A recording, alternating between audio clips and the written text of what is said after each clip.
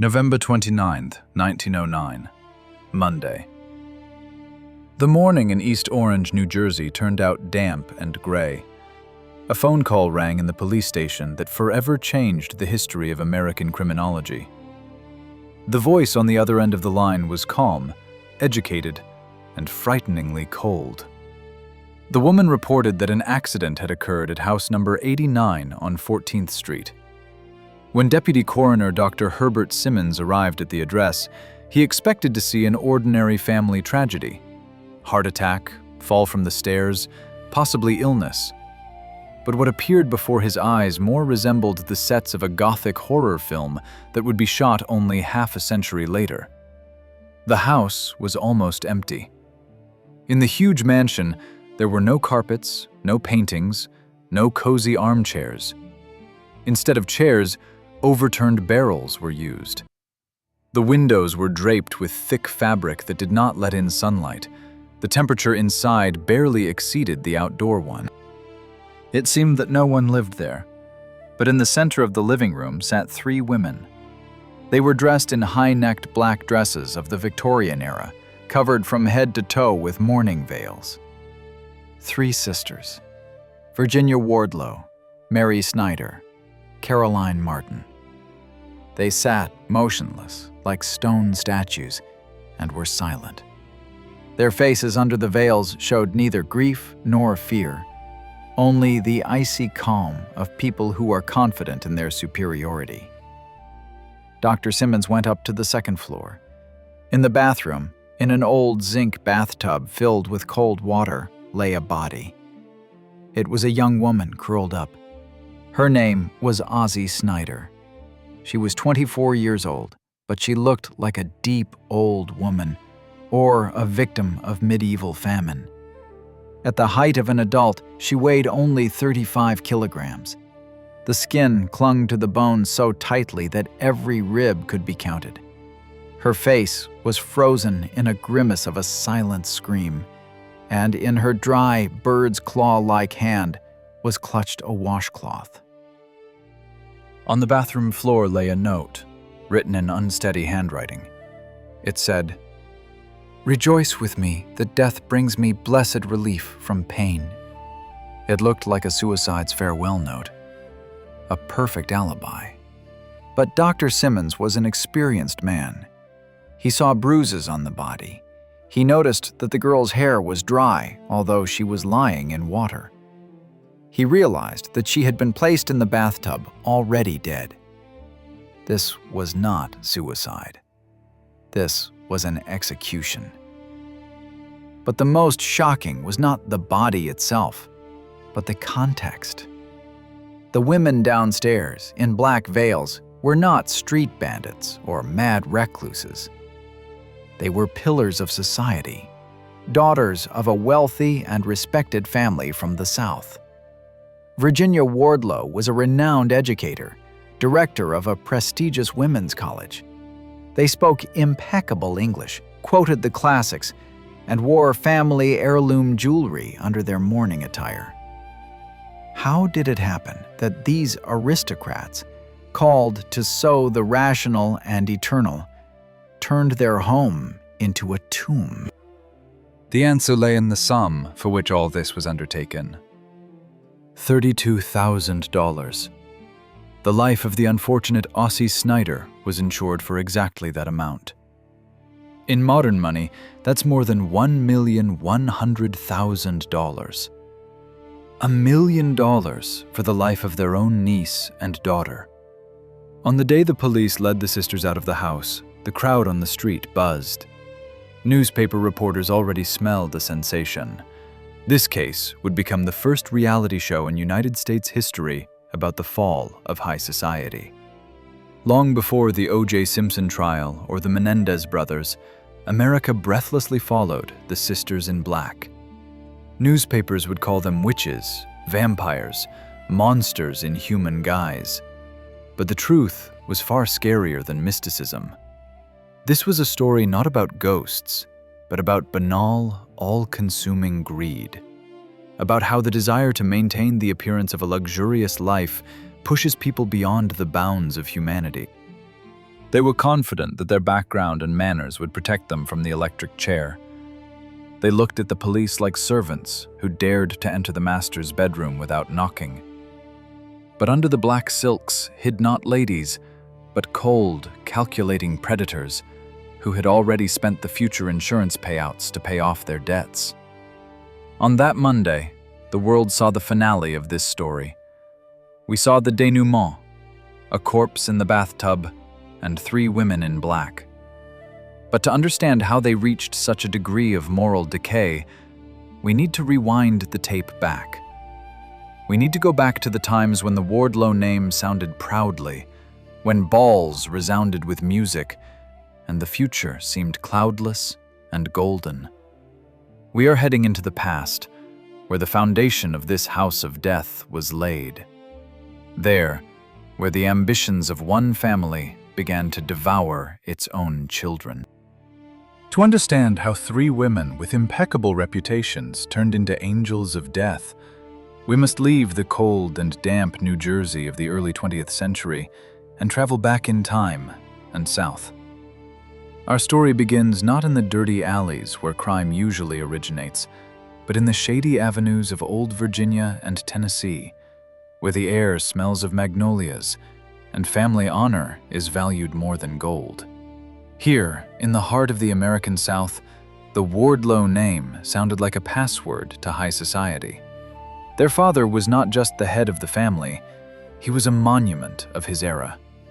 John Wardlow, state Supreme Court judge and clergyman, a man in whose hands were both earthly law and divine law.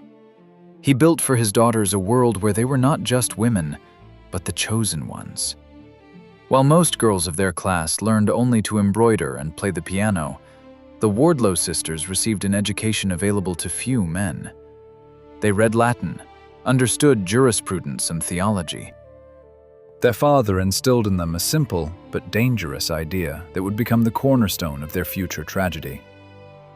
They are special. They stand above the crowd, and the rules written for ordinary people do not apply to them. The eldest sister, Virginia Wardlow, absorbed this lesson the deepest. She was not a beauty in the conventional understanding of that time. Her face was stern, her gaze piercing and commanding. She refused the traditional role of wife and mother, choosing the path of power. In her character blended her father's iron will and cold calculation, which would later be called sociopathy. It was Virginia who became the architect of the family's well-being after the patriarch's death. She understood that the old Southern money was melting like ice in the sun, and to maintain status, she needed to create her own kingdom. This kingdom became the Montgomery Women's College in Christiansburg. It was not just an educational institution. It was a citadel of Victorian morality and aristocratic upbringing. Virginia Wardlow took the position of director, and her sisters, Mary and Caroline, became her loyal lieutenants. Imagine this place. Majestic brick buildings, manicured gardens, the silence of libraries, and hundreds of girls from the best families whose parents paid huge sums so that their daughters could touch the magic of the Wardlow name. In these years, which can be called the family's golden era, the sisters were at the top of the world. They were queens of their small state. Virginia ruled with an iron hand. She was respected, feared, admired. She walked the college corridors like an admiral on the deck of a flagship. Parents of the students lined up just to talk to her. It seemed that this success would be eternal. Money flowed like a river. Tuition fees, donations, income from real estate. They lived in a world where any of their desires was fulfilled instantly. But already then, in those years of triumph, an attentive observer might have noticed the first cracks in the foundation. The sisters' strange seclusion, their painful attachment to each other, excluding outsiders. They dressed identically, spoke in the same phrases, and often finished each other's sentences. There was something almost mystical in their relationship, a closed club of 3 people, where entry was forbidden even to husbands. Caroline, the youngest of the sisters, married Colonel Martin, but this marriage seemed merely an annoying formality. Shortly after the wedding, she gave birth to a daughter, Oceana, whom they called simply Aussie at home. The girl who was destined to become the victim in the bathtub was born a princess of this pedagogical empire. From her first days of life, she was surrounded by nannies, governesses, and the all-consuming, suffocating love of her mother and aunts. They looked at her not as an independent person, but as property, as a precious doll to play with by their own rules. Mary Snyder also married, and also gave birth to a son, Fletcher. The irony of fate and the genetic trap snapped shut when the cousins, Fletcher and Aussie, later became husband and wife. But while they were children running through the college corridors, no one could imagine the nightmare awaiting them in the future. The Wardlow empire rested on prestige, but prestige is a currency subject to inflation. At the end of the 19th century, the world began to change. New educational methods, new values, emancipation. All this clashed with the conservative, almost medieval order of Montgomery College. The flow of students began to thin. Incomes fell. But the Wardlow sisters did not know how and did not want to cut expenses. They were accustomed to living large, accustomed to the best fabrics, to silverware, to travels. Virginia Wardlow, accustomed to being a winner, could not admit defeat. She perceived financial difficulties not as a signal to economize, but as a personal insult from the universe. Instead of restructuring the business model, she began to borrow. First from banks, then from acquaintances, then using the college property as collateral. She was confident that it was temporary, that her genius and family name would pull them out of any pit. This was the classic mistake of aristocracy, the belief that their status is a guarantee of solvency. It was at this moment, when the walls of their empire began to shake, that a terrible shift occurred in the sisters' psychology. They began to perceive the surrounding world as an enemy. Everyone who demanded the return of debts became traitors. Everyone who doubted their greatness became ill-wishers. Their circle of communication narrowed to the extreme. They began to wear black not for mourning, but as the uniform of their order, as armor separating them from the plebeians. Inside the family, a distorted morality began to form. If the world is unfair to us, they decided, then we have the right to take ours by force or cunning. They began to view the people around them not as living souls, but as resources. And the most accessible resources were their own children and relatives. The first alarming signal was the strange death of Carolyn's young son, Hugh Martin. The boy fell from the stairs, or at least that's what the official version stated. The family received $22,000 in insurance, a huge sum that allowed them to plug the holes in the college budget for a couple more years. No one asked questions then. Who would dare suspect a grieving mother and a respected college director? Coroners expressed condolences. Neighbors brought flowers. But it was then that the sisters realized a terrible thing. Death can be profitable. Death pays better than life. This check from the insurance company became the first dose of the drug they got hooked on. Easy money. Money that requires no labor, only a bit of acting and a lack of conscience. Thus, on the ruins of the pedagogical empire, a new empire began to be built. The empire of insurance fraud. Virginia, Mary, and Caroline did not yet know that this path would lead them to the cold house in New Jersey. They still believed they were saving their legacy. But in reality, they had already begun digging the grave for their family. Montgomery College, once a temple of knowledge, was turning into a facade behind which hid debts, lies, and an emerging conspiracy. The founders, called to educate noble young ladies, began turning into predators for whom human life has a clear price tag in dollars and cents. At the turn of the 19th and 20th centuries, while the rest of the world was racing toward progress, in the walls of Montgomery College, time seemed to freeze in sweet syrup. For an outside observer, it was the true golden age of the Wardlow clan. The sisters perfected the art of social mimicry. They created such a dense aura of respectability around themselves that it never occurred to anyone to demand accountability from them. At the center of this artificial paradise grew Oceana Wardlow Martin, or simply Aussie.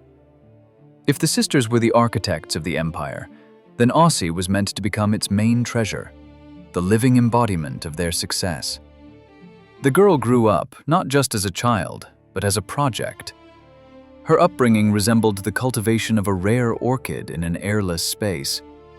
She was forbidden to play with ordinary children, run around, or soil her dresses. Instead of children's games, endless lessons in music, French, and etiquette, Aussie was incredibly talented. By 16 years old, she knew several languages, wrote poetry, and possessed encyclopedic knowledge. But these were knowledge detached from reality. She could quote Dante in the original, but did not know how to buy a train ticket or the price of a loaf of bread.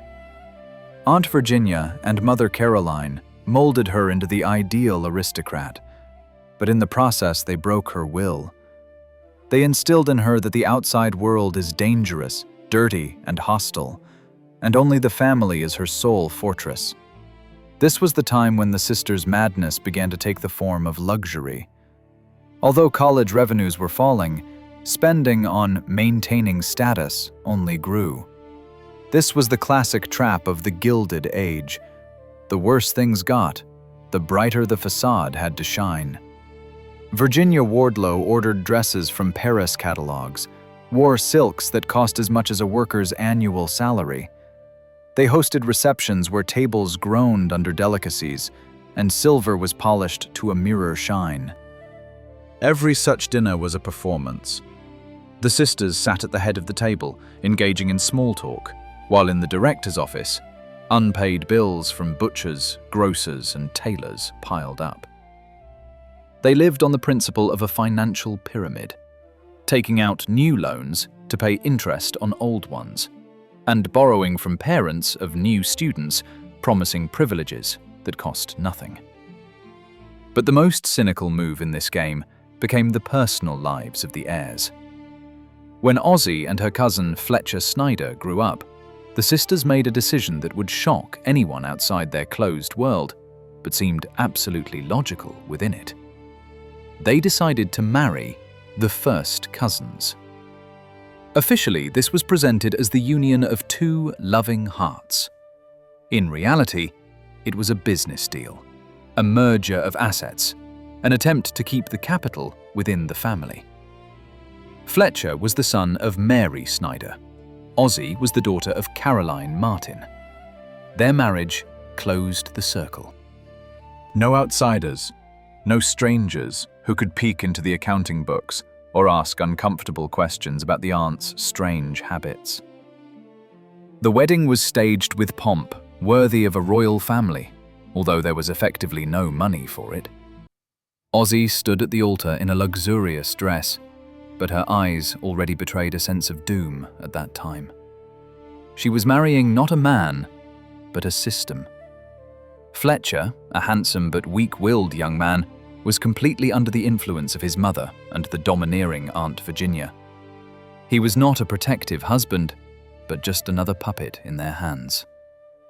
After the wedding, the young couple did not gain freedom. On the contrary, control intensified. Now the sisters had a legal reason to manage not only Aussie's life, but also her property. And there was property.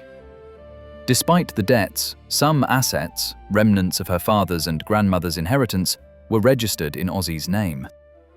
But the main thing, they began to issue the first insurance policies on her. Still small, experimental ones. The sisters seemed to be trying it on, assessing how much this fragile life could cost on the death market. It was precisely in this period of the Gilded Age that the terrible contrast between external splendor and internal rot began to manifest. Whispers started in the college. Students noticed oddities. Director Virginia could stand by the window for hours talking to herself. Caroline would fly into hysterics over a stain on the tablecloth. Mary, the eternal shadow, silently glided through the corridors, eavesdropping on the servants' conversations. The atmosphere in the house was becoming suffocating. Luxurious carpets absorbed not only dust, but also fear. Ozzy began to get sick. At first, it was just migraines and weakness. The doctors whom the sisters invited, always different so no one would suspect anything, threw up their hands. They prescribed tonics, rest, and morphine. The universal medicine of that era. Morphine became an invisible family member. It calmed Caroline's nerves, dulled Fletcher's suspicions, and made Ozzy compliant. Under the influence of opiates, reality blurred. Debts seemed unimportant. The aunt's strange requests to sign some papers, insignificant. The sisters realized that a weak, sick heiress was much more convenient than a healthy and active one. Ozzy's illness became their new project. By 1908, the financial bubble of Montgomery College burst. Creditors no longer believed promises. Banks threatened lawsuits. The reputation was ruined. Any other family would have admitted bankruptcy, sold the property, and tried to start a new life from scratch. But not the Wardlows. For Virginia, admitting poverty was worse than death. She made a decision that became the beginning of the end. The family must flee. Not just move, but disappear and be reborn in a new place where no one knows about their debts. They packed their things. Not all, only the most valuable. Silver, jewelry, and, of course, the insurance documents. They left Virginia at night, like thieves, leaving behind the ruined college, the cheated suppliers, and their reputation. They were heading north, to New York, to the city of big money and big opportunities. They believed that there, in the metropolis, they would become queens again. But they brought not only suitcases with them. They brought their pride, their madness, and the pregnant Ozzy, whose life was already scheduled minute by minute in their devilish plan. The golden age was over. The era of survival at any cost was dawning. And in this new era, Ozzy Snyder was about to learn that the scariest monsters do not live in fairy tales, but in the next room, and call you dear little daughter. New York of 1908 did not believe tears, did not respect ancient surnames, and spat on Southern manners. It was a monster city, a machine city, grinding fates at the speed of the under-construction subway. Here, into this boiling cauldron of ambitions, arrived the three Wardlow sisters, dragging with them the pregnant Ozzy, the bewildered Fletcher, and a heap of unpaid promissory notes. In their imagination, this was a triumphant return. Virginia Wardlow sincerely believed that New York would fall at her feet as easily as the parents of students in Virginia had once done. She planned to enter high society not through the back door, but through the grand entrance. But she made a fatal mistake. She tried to play poker with the city that invented card sharping. A strange, surreal social war began. The sisters declared a boycott on reality. Their tactic became guerrilla luxury. They could not afford to buy a mansion, so they began renting the most expensive apartments they could find. Upper West Side, Riverside Drive, addresses where bankers and industrial magnates lived. The sisters came to realtors in their impeccable mourning outfits. Virginia, with the posture of a queen, spoke of temporary difficulties with transferring capital from southern banks, charmed the managers with her perfect English, and signed lease agreements. They believed her. After all, who would suspect three elderly ladies in black of fraud? But as soon as the doors slammed shut, the masks fell off. What happened inside these luxurious apartments resembled the life of refugees or occupiers more than anything. They had no money for furniture. In the huge halls with stucco and views of the Hudson, there were no tables or beds. They slept on the floor, on heaps of old clothes, covering themselves with coats. They ate canned food, sitting on crates in rooms intended for balls. This was a grotesque contrast. Outside, a prestigious address. Inside, a bivouac of beggars. Neighbors, the true elite of New York, old money like the Astors and Vanderbilts, did not even notice their existence. And if they did notice, it was with disgust.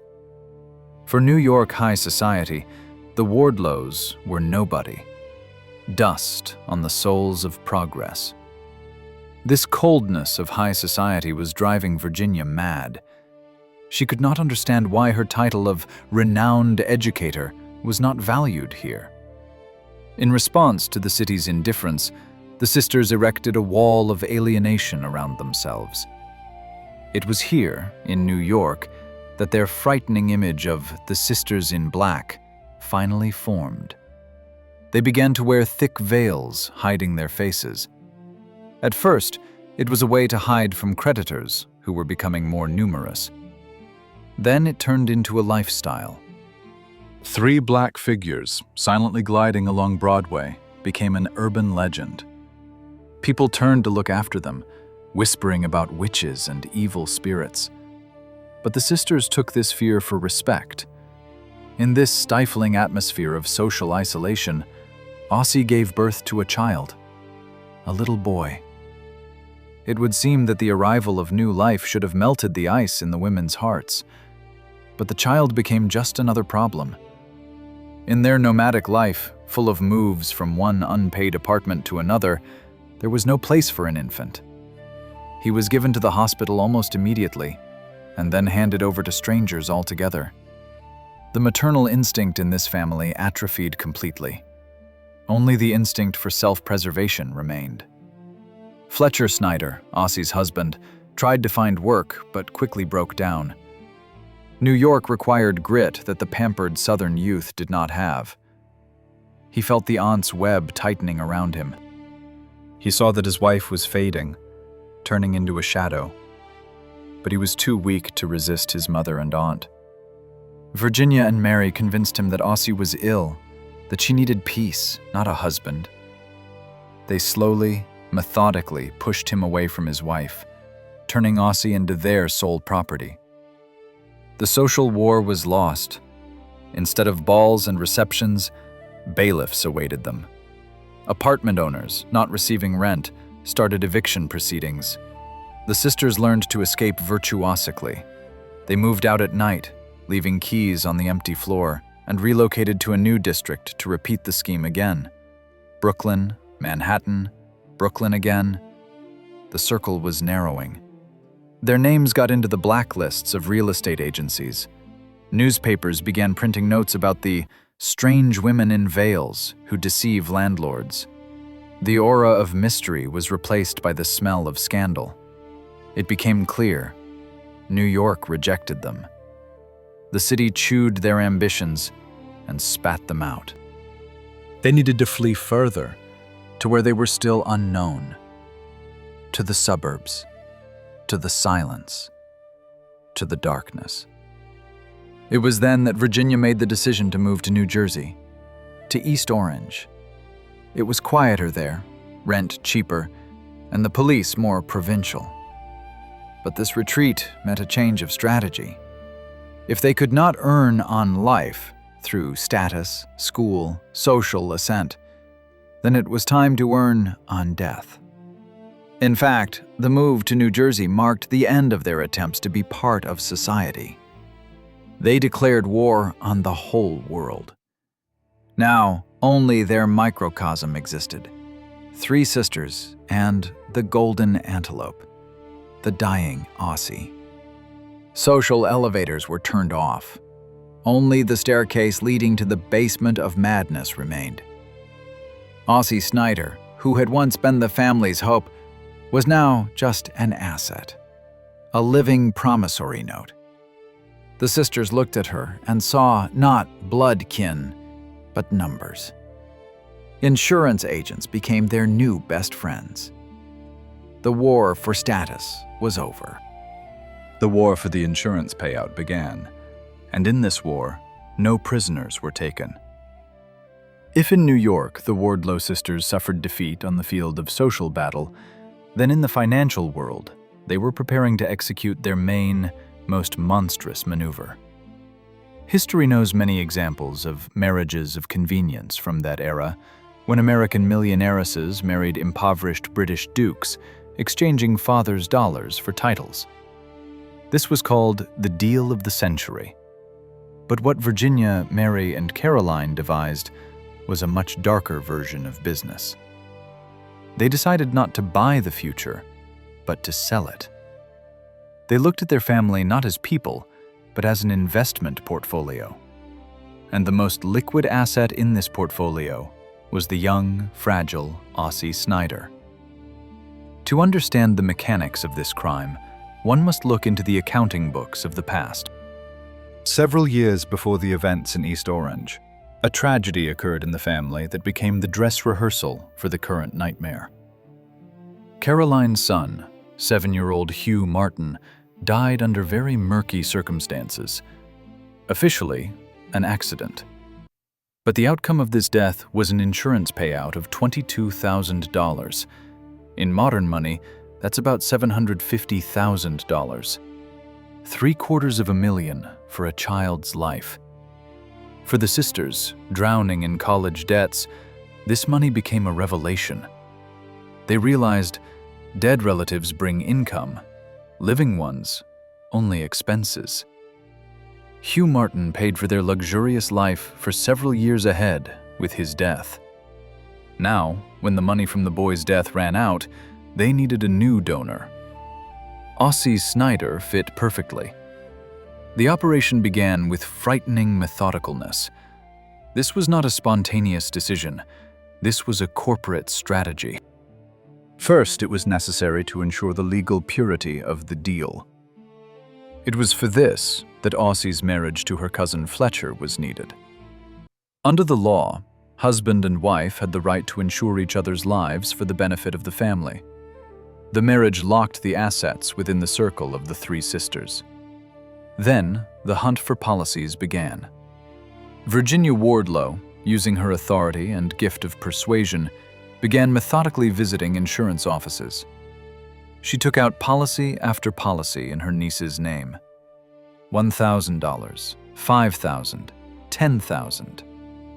Agents saw before them a respectable elderly lady caring for her beloved relative's future.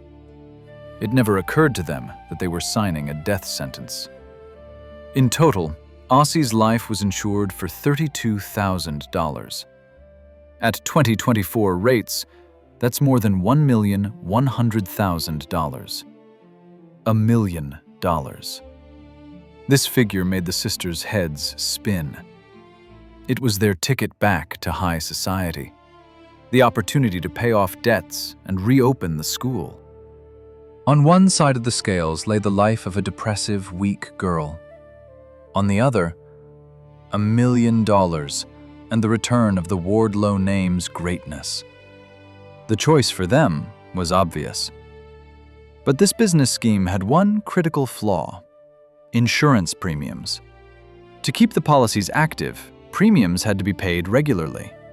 And here begins the most surreal stage of their financial agony. The sisters were bankrupt. They had no money for food, but they were obligated to pay the insurers, otherwise the deal of the century would fall through. We see scenes worthy of Dostoevsky's pen, 3 women in black come to pawn shops. They pawn their last family heirlooms, diamond rings, gold watches, heavy silver brooches. All this goes for a pittance to pay the next premium for Ossie's insurance. When the jewelry ran out, they began selling clothes. They literally took off their dresses to pay for their niece's death. This was a race against time. They invested everything they had into Ossie's death. Every day of the girl's life cost them money they didn't have. Ozzy had to die, and die quickly, otherwise the whole scheme would collapse under the weight of unpaid premiums. And what about Ozzy herself? She was an obedient doll in their hands. Under the influence of morphine and constant psychological pressure, she signed any papers that Aunt Virginia shoved under her nose. "It's for your own good, dear," the insinuating voice said. And Ozzy, barely holding the pen with her weakening hand, put her signature. She bequeathed her body to science, and her death to her mother and aunt's wallet. But one problem remained: Fletcher Snyder, the husband. Formally, he could claim part of the money, or worse, start asking questions about the methods of treating his wife. The sisters solved this problem in their style. Fletcher was a weak man, and they broke him. They convinced him that he was a failure, that he could not support the family, and the best he could do was disappear. Fletcher Snyder fled to Canada under the fictitious name John Lucas. He worked as a dishwasher in a cheap diner, while his wife slowly died in New Jersey. His escape freed the sisters' hands. Now no one stood between them and Ossie. By the fall of 1909, the financial noose tightened to the limit. The sisters pawned everything. They starved themselves, saving every cent for insurance premiums. The math of murder became merciless. Assets, Ossie, must be liquidated before liabilities exceed potential profit. They looked at the weakening girl not with compassion, but with the impatience of a creditor awaiting payment. The deal was sealed, papers signed. Underwriters in insurance companies put their seals. All that remained was to execute the contract. And for that, they needed the perfect testing ground. A house where no one would hear screams. A house that would become the final point in this cynical business strategy. October 1909. We approach house number 89 on 14th Street in East Orange. From the outside, this building looked quite respectable. A typical mansion for the upper middle class. 2 stories, spacious veranda, well-groomed lawn that still remembered the gardener's hands. For neighbors, it was just another house where quiet, pious women had settled. But if walls could talk, they wouldn't scream. They would whisper in horror. This house became the physical embodiment of the Wardlow sisters' soul, a decent facade hiding absolute emptiness inside. When we open the front door, we are greeted not by the warmth of a home hearth, but by icy cold and hollow echo. Inside, there was nothing. Literally. Imagine 18 rooms from which life had disappeared. There were no heavy Victorian drapes, plush sofas, oak tables, or bookcases. All of this had been sold or pawned. In the huge living room, where by design a grand piano should have stood and guests gathered, drafts wandered. Instead of furniture, the sisters used trash.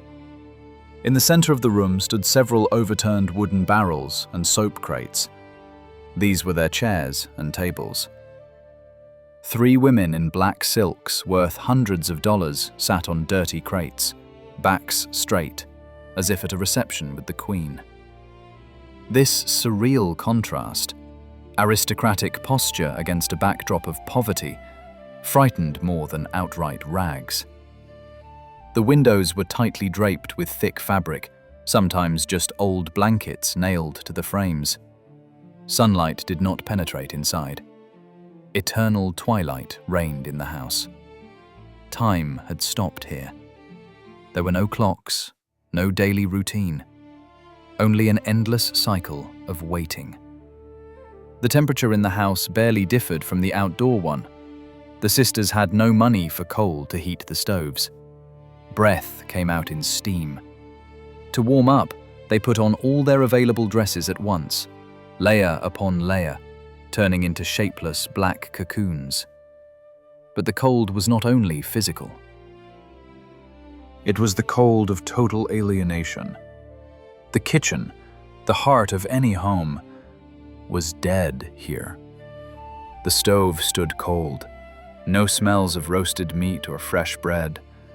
The family's diet consisted of dry crackers, cheap cookies, and sometimes milk. They ate silently, mechanically, just to maintain strength. The only thing they did not skimp on was medicines for Aussie, morphine. Let us go up to the second floor. The stairs creak underfoot, breaking the deathly silence. Here was Aussie Snyder's room. It was not a bedroom, but a solitary cell. The girl lay on a mattress thrown directly on the floor. She did not even have a pillow. Instead, they used a rolled-up coat. In this room, the architecture of loneliness reached its peak.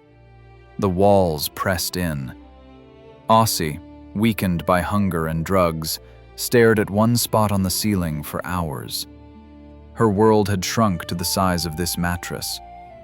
She saw no sky, no trees, no people. Only the black figures of her aunts, who silently appeared in the doorway like ghost wardens. There were no servants in the house. Virginia's pride did not allow hiring someone who would see their humiliation, and there was nothing to pay with anyway. So the sisters themselves performed the role of servants, but it was a perverted form of care. They brought water, changed linens, but did it with the cold detachment of morgue orderlies. They cared not for a person, but for an insurance object, ensuring it did not spoil prematurely, but also did not recover. The bathroom held a special place in this architecture, the very one where everything would end. In it stood an old zinc bathtub with peeling paint. The plumbing worked poorly. The water came rusty and icy. This room was the coldest in the house. The tile on the floor was icy to the touch. It was precisely here, into this tiled crypt, that the sisters planned to bring their victim. The house in East Orange became the third, invisible participant in the conspiracy. It isolated the victim from cries for help. Its walls muffled sounds. Its draped windows hid the crime. Neighbors saw only dark silhouettes flashing behind the glass and thought they were grieving widows. No one could imagine that 5 meters from their well-groomed front yards, in the darkness and cold, on the floor lay a young woman slowly dying of hunger, surrounded by 3 mad relatives. This was a trap house, a tomb house. No one lived here. They slowly faded here. In these empty rooms, among barrels and shadows, Virginia, Mary, and Caroline finally lost touch with humanity. The architecture of their daily life reflected the architecture of their souls, a majestic facade outside and frightening cold emptiness inside, where the only inhabitant was greed. Now, with the scenery set and the stage lit by the dim light of a gas mantle, we are ready to peer into the darkest abyss. We turn to what was happening in these women's minds, to the rot that ate them from inside faster than dampness ate the wallpaper of this cursed house. If the walls of the house in East Orange were cold, then the atmosphere inside it was saturated with poison. We have reached the darkest chapter of this family chronicle, to the moment when ambitions finally grew into pathology and family ties turned into a noose. Rot, here, is not only a metaphor for moral decay, It is a literal description of what was happening to Ozzie Snyder's body and mind. The sisters' main tool of control was neither carrot nor stick, but a small pharmacy vial. Morphine. In the early 20th century, opiates were sold freely, and Virginia Wardlow bought them on an industrial scale. To the outside world, it was medicine for the sick and nervous niece. In reality, it was a chemical leash. Ozzie was kept in a state of constant narcotic fog. Morphine suppressed the will, dulled the sense of hunger, and erased the boundaries of reality. The girl lay in a semi-daze for days on end, while her body slowly devoured itself. This was a perfectly staged process of personality destruction. The sisters instilled in her that she was insane, that she was incapable of living independently, that only they were her sole protection from the hostile world. The most terrifying figure in this triangle of evil was Caroline Martin, Ozzie's own mother. Nature had implanted in the woman an instinct to protect her offspring, but in Caroline's case, this mechanism suffered a monstrous failure. She did not simply watch her daughters fading, she actively contributed to it. Witnesses would later recount that Caroline could sit by her daughter's bedside for hours with a stone face, watching as she begged for food, and reply, "It's harmful for you, dear. It's for your own good." Hunger was the second weapon. Ozzie's diet was cut to absurdity. 1 cracker a day, a cup of diluted milk. Sometimes, nothing. Meanwhile, the sisters themselves, though living poorly, ate better. This was food torture. Ozzie was turning into a living skeleton. Her skin became translucent, her hair began to fall out. But every time she gathered strength to rebel, a new dose of medicine followed. But even in this hell, moments of clarity occurred. The rot had not eaten everything. Ozzie's survival instinct tried to break through the narcotic haze. There was an episode that could have saved her life, if the indifference of those around her had not proven stronger. Shortly before her death, Ozzie managed to send a message to the outside world. She tried to contact a lawyer named Giuseppe Caraba. It was a cry for help, disguised as a legal consultation. When Caraba came to the house, he was shocked by the sight of his client. Before him sat a shadow of a person wrapped in blankets. Ozzie tried to tell him that she was being held captive, that she wanted to change her will, that she was afraid. But then Virginia Wardlow stepped in. The clan leader staged a brilliant performance before the lawyer. With a sad smile, she explained that her poor niece suffered from hallucinations, that she was mentally unstable and often made up scary stories.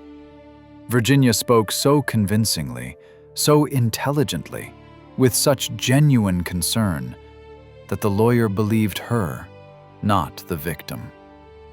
"We're doing everything possible for our girl," Virginia said, escorting the lawyer to the door.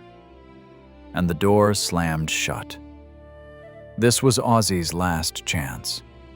Society, hypnotized by the manners of the noble ladies, refused to see the crime right under its nose. The rot was growing inside the clan itself as well.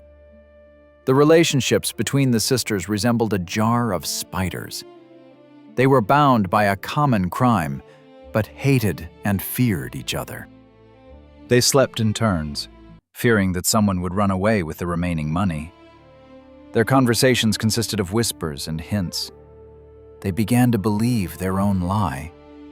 It seemed to them that they were not murderers, but martyrs bearing a heavy cross. This psychological defense allowed them to look into the dying Ozzie's eyes and feel nothing but irritation that she was dying too slowly.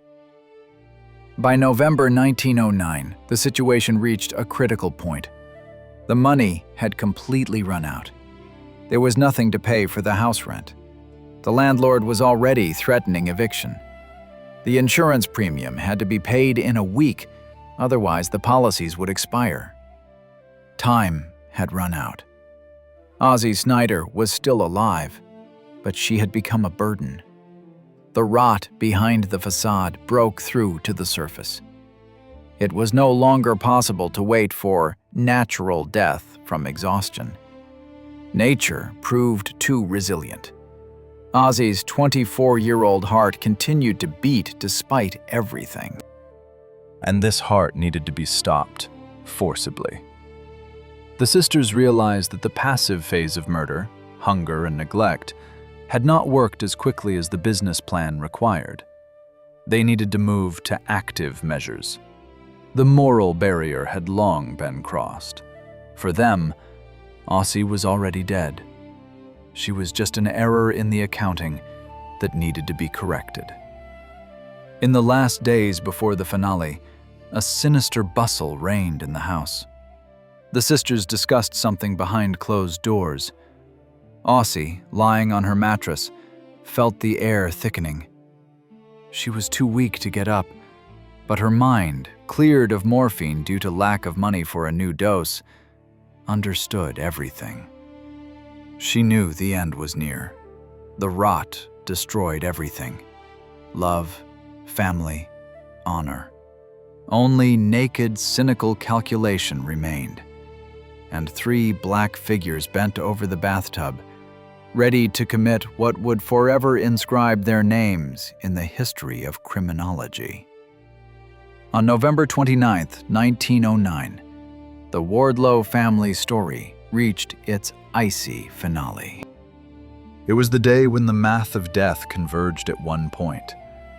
In the bathroom on the 2nd floor of the house in East Orange. The morning began not with screams of horror, but with a frighteningly calm phone call.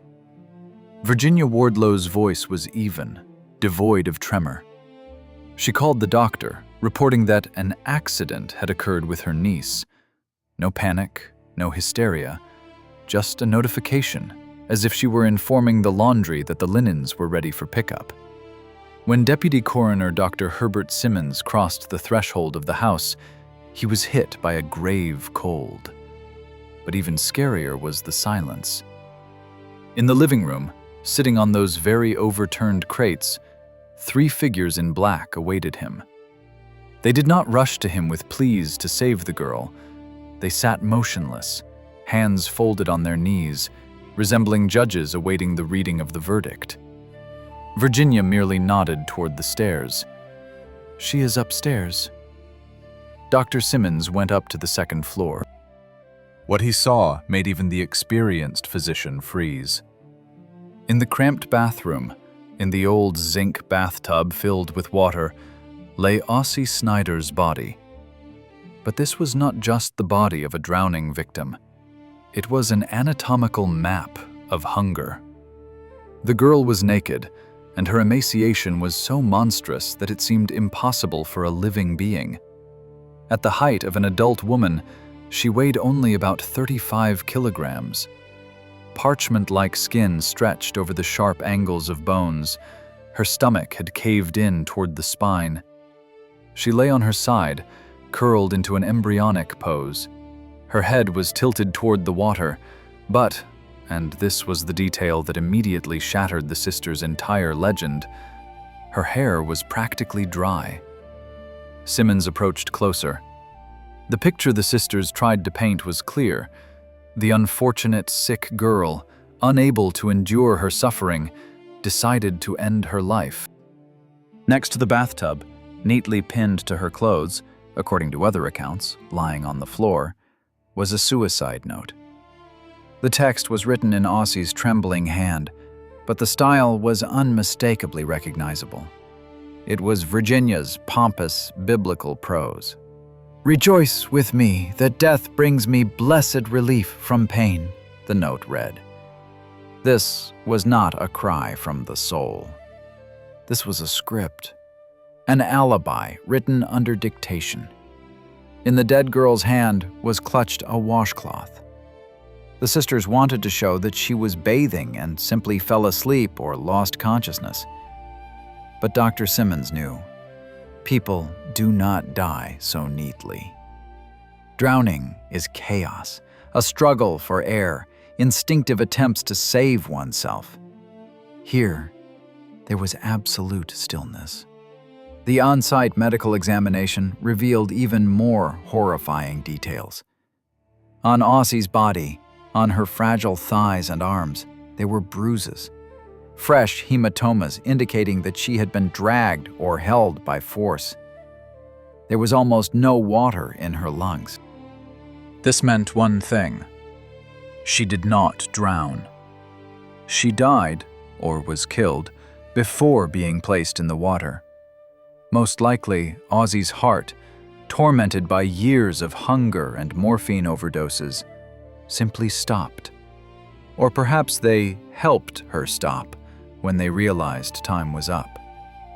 The bathtub was merely a decoration, a clumsy attempt to pass off murder as suicide to avoid a police investigation and collect the insurance faster. Simmons went downstairs. 3 pairs of eyes stared at him through black veils. "Is she dead?" asked Caroline Martin, Aussie's mother. There were no tears in her voice. "Yes," the doctor replied. "This is God's mercy," Virginia said. "She suffered so much. Now she is free." At that moment, tension hung in the room, dense as fog.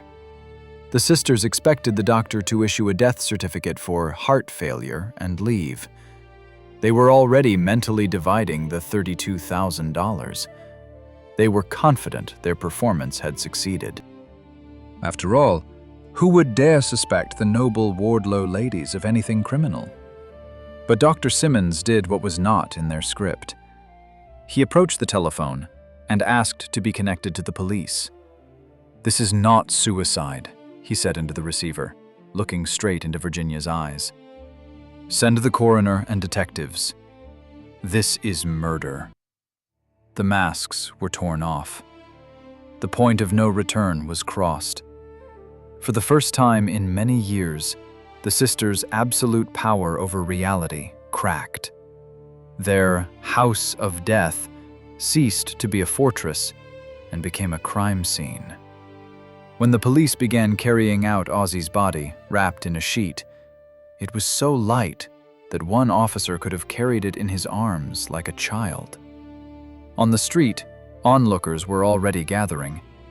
The news of the Skeleton Girl and Black Widows spread through East Orange at the speed of fire. The sisters stood by the window, watching their investment leave the house. They did not understand where they went wrong. In their perverted logic, they had done everything right. They saved Aussie from earthly suffering and secured the family's future. Why then did the world look at them not with gratitude, but with horror? They did not yet know that the autopsy would show a complete absence of food in the victim's stomach and a lethal concentration of morphine in her blood. They did not know that this day would become the beginning of one of the most sensational trials of the century. They thought it was just an annoying delay before the check payout. But in reality, at the moment the door closed behind Aussie's body, the lid of the coffin slammed shut over their own fate as well.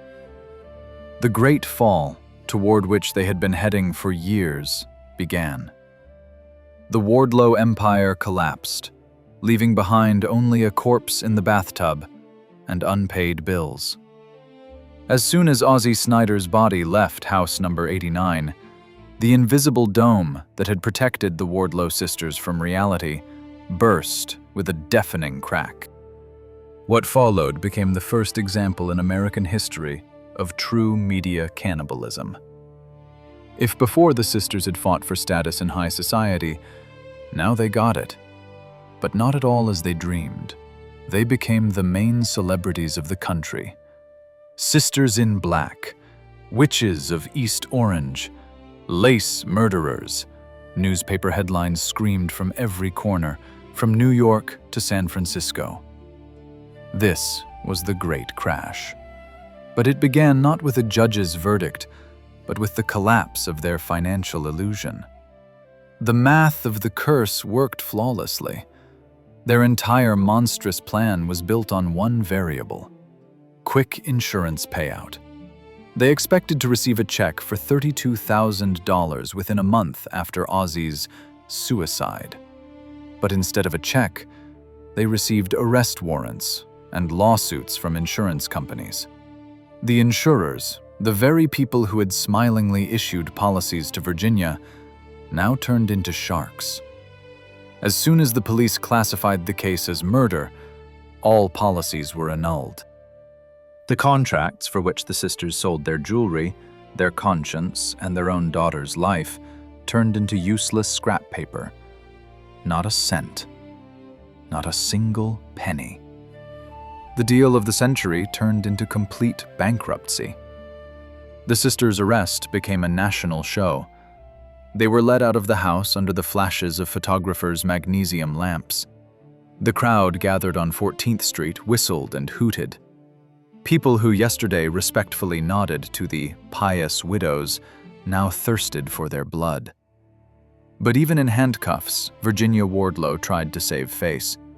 She walked with her head held high, looking through the crowd with the disdain of a deposed monarch. She still believed it was a mistake, that her intellect and family name would allow her to outplay the police plebeians. They were placed in Essex County Jail. For women accustomed to silks and, even if imaginary, grandeur, it was hell. Dirty cells, rough prison garb, food they wouldn't give even to a dog. But here the iron will of the eldest sister manifested.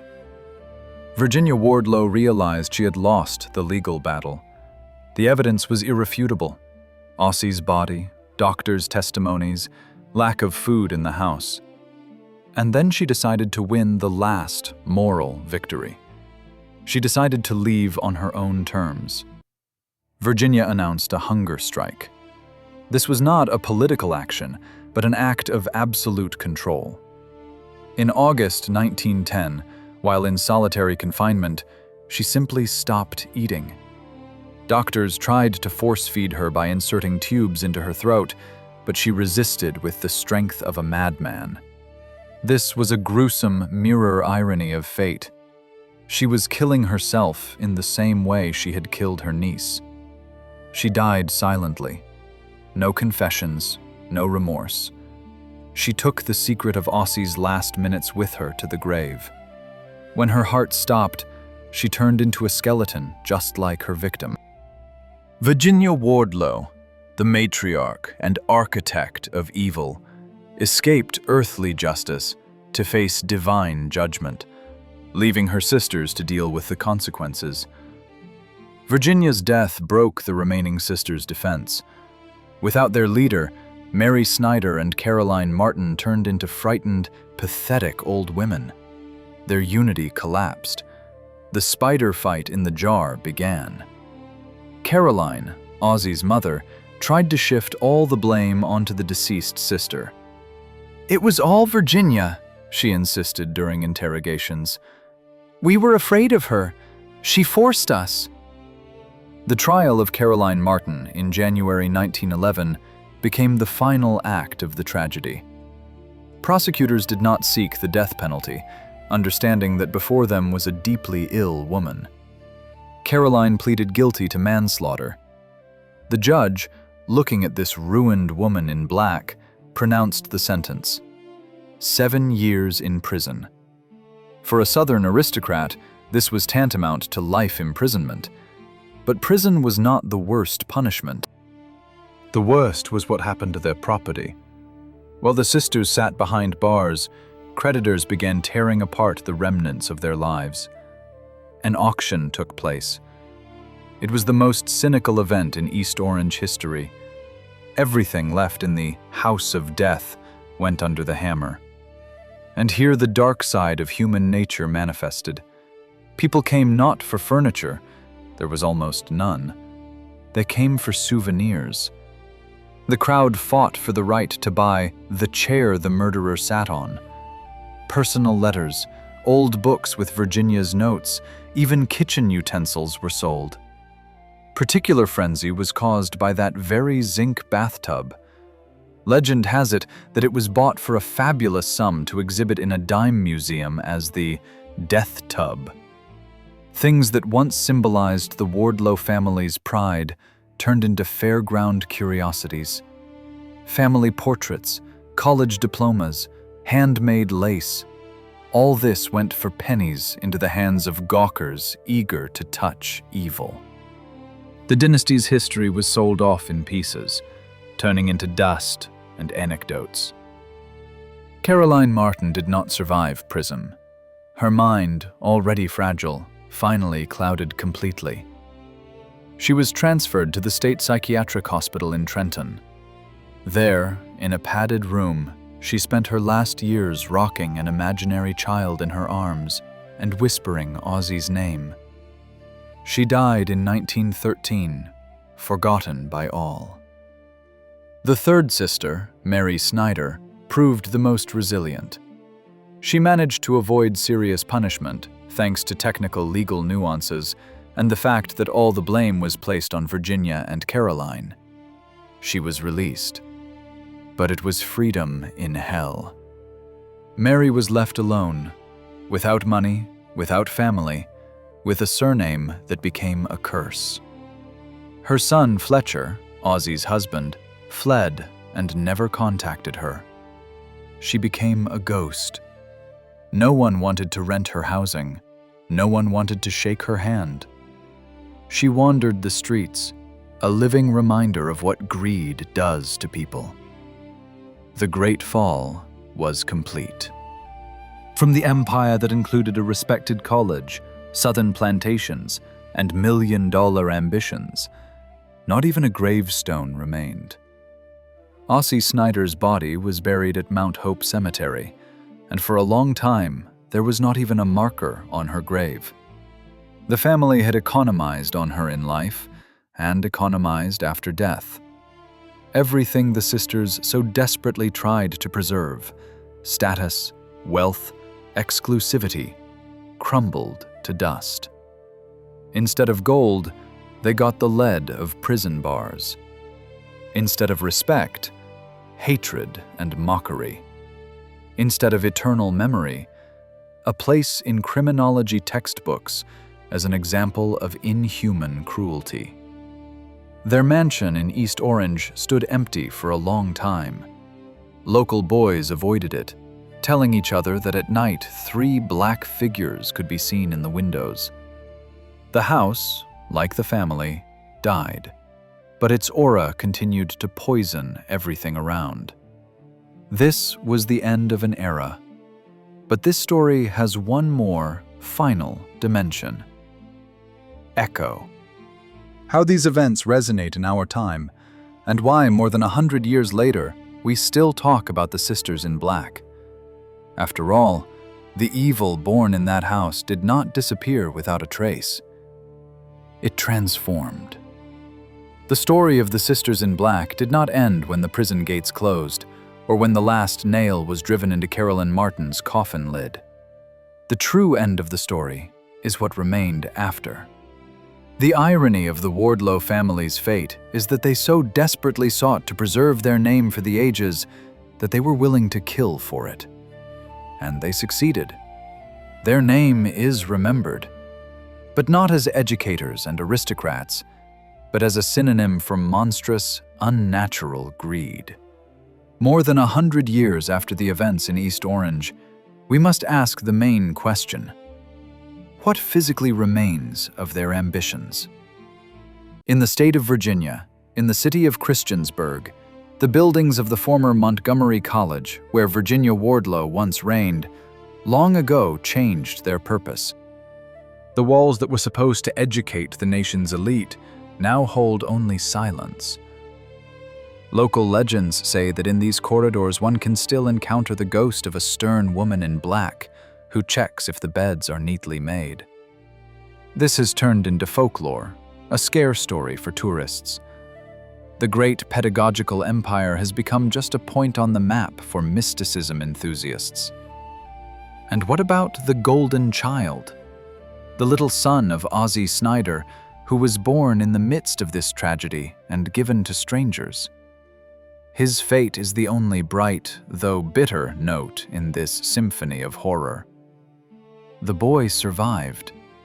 He survived precisely because he was not needed by his aunts and grandmother. For them, he was an extra expense, an obstacle.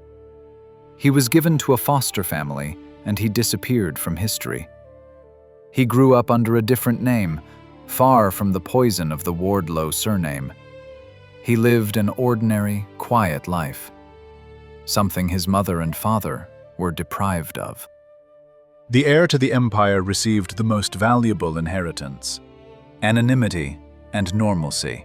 But the loudest echo of this story resonates in pop culture. The case of the Sisters in Black became one of the cornerstones of the genre we now call true crime. In 1909, newspapers covered this trial just as avidly as streaming platforms today produce series about maniacs.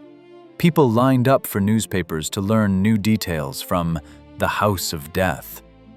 Many film and literature historians draw parallels between the Wardlow sisters' story and the famous play, and then the film, Arsenic and Old Lace.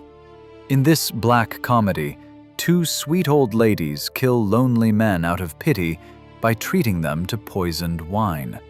Of course, in the movies it's presented with a smile, but the real prototype, Our Three Sisters, shows that there's no room for comedy in life. Reality is always scarier than fiction. Virginia, Mary, and Caroline were not sweet old ladies. They were predators who used their respectable appearance as camouflage. This plot, monster with an angel's face, became a classic trope. From Alfred Hitchcock to Stephen King, we see echoes of that drama that played out in the cold bathroom in New Jersey. The Wardlow sisters showed the world that evil does not always look like a bandit with a knife. Sometimes evil wears a mourning veil, quotes the Bible, and has impeccable manners. Today's viewer will find in this story a frightening connection to modernity. We live in the era of social networks, in the era of Instagram reality, where everyone tries to create a perfect picture of their life. The Wardlow sisters were pioneers of this phenomenon. They created an offline filter: expensive dresses, haughty looks, conversations about high society. But behind this filter hid dirt, hunger, and murder. They taught us that the pursuit of status can become a deadly disease. They were so afraid of appearing poor that they became murderers. They were so afraid of society's condemnation that they committed a crime for which millions condemned them. The mansion in East Orange, that very house number 89, was demolished. The city tried to erase the physical memory of the tragedy. New houses were built in its place, where new families live, who may not even know that 100 years ago, on this patch of land, the fate of an entire dynasty was decided. But the earth remembers. At Mount Hope Cemetery, where Ozzie Snyder rests, there is now silence. Her life was short and full of pain, but it was precisely her death that destroyed the house of cards of lies. She became an unwitting martyr, whose death tore the masks off her executioners. In the finale, we return to where we began, to the paradox. Virginia Wardlow dreamed of the immortality of her lineage. She wanted the Wardlow name to be pronounced with bated breath, and she achieved it. Today, a century later, we still talk about them. We analyze their actions, we write scripts about them. But instead of admiration, we feel horror. This is a lesson for all of us. Wealth is not numbers in an account or antique furniture. Wealth is warmth in the home, children's laughter, freedom from fear. The Wardlow sisters died in poverty and shame, although they had everything to live happily. They chose to seem rather than to be, and that choice became their sentence. The story of the Sisters in Black is complete. The case is closed. But every time we see a perfect family that tries too hard to convince the world of its well-being, somewhere in the depths of memory surfaces the image of three women in veils, sitting on overturned crates in an empty, cold house.